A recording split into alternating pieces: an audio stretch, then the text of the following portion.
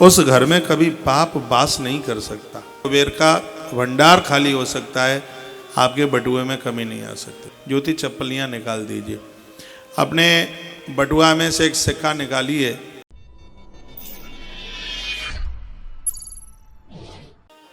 पूजितम यद ग्रहे नित्यम, जिनके घर में नित्य देवी देवता पूजे जाते हैं, जिन घरों में भगवान की पूजा होती है, वर्णन किया बसताम पाप नाशनम, उस घर में कभी पाप वास नहीं कर सकता।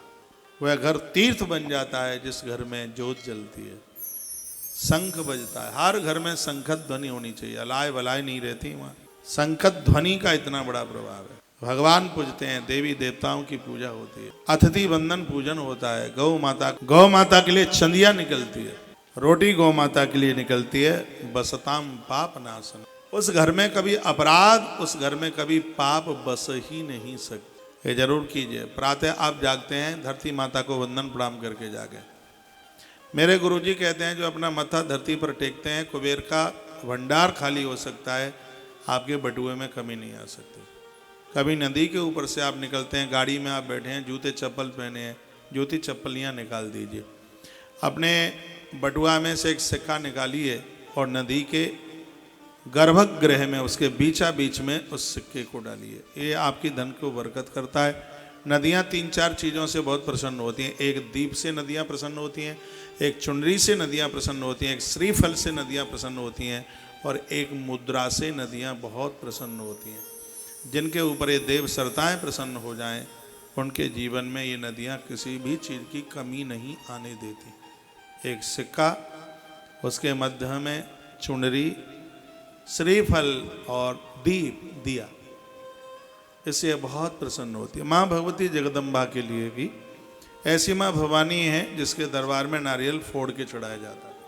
महादेव के ऊपर देवताओं के सामने, गुरुजनों के सामने नारियल तोड़ा फोड़ा नहीं जाता, उसको साबुत चढ़ाया जाता है।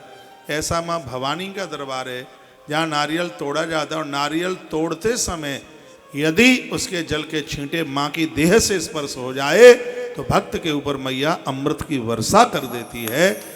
उस नारियल के, कालका पुराण में वर्णन है, उस नारियल के अंदर के जल की इतनी बड़ी महिमा है। जो पीने वाला नारियल है, जो बिल्कुल एकदम ग्रीन हरा नारियल है, वह किसी भी देवताओं पर नहीं चढ़ाया जाता। नारियल का रंग बिल्कुल चमड़ी का जैसा रंग है, ऐसा रंग उसका हो जाता है, और इसका अंदर का जो गिदी है जो बिल्कुल परिपक्व हो जाती है उसमें, और उसमें अभी जल शुष्क नहीं हुआ है। और ऐसा नारियल 9 नारियल माँ के सन्मुख रख दिए जाएं।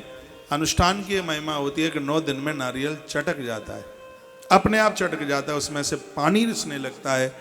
तो इसका मतलब ये है कि माँ भगवती जगदम्बा आपके ऊपर अति प्रसन्न है। आपका अनुष्ठान बहुत बढ़िया हो रहा है। 9वीं के दिन जब यज्ञ होता है, पूर्ण पूर्णावती होती है, उस समय 9 नारियल फोड़ करके वह जल माँ के ऊपर चढ़ाया जाता है, अभिषेक किया जाता है, और प्रसाद रूप में वो नारियल सब ले लेते हैं। कालका पुराण में माता के लिए, मार्कंडेय पुराण में एक श्रीमद् देवी भागवत, और एक और है जिसका नाम है देवी पुराण। और इस दास को ये सब कथाएं करने का सौभाग्य प्राप्त हो गया है। तो ये माँ की महिमा है। आइए फिर कल मिलते हैं।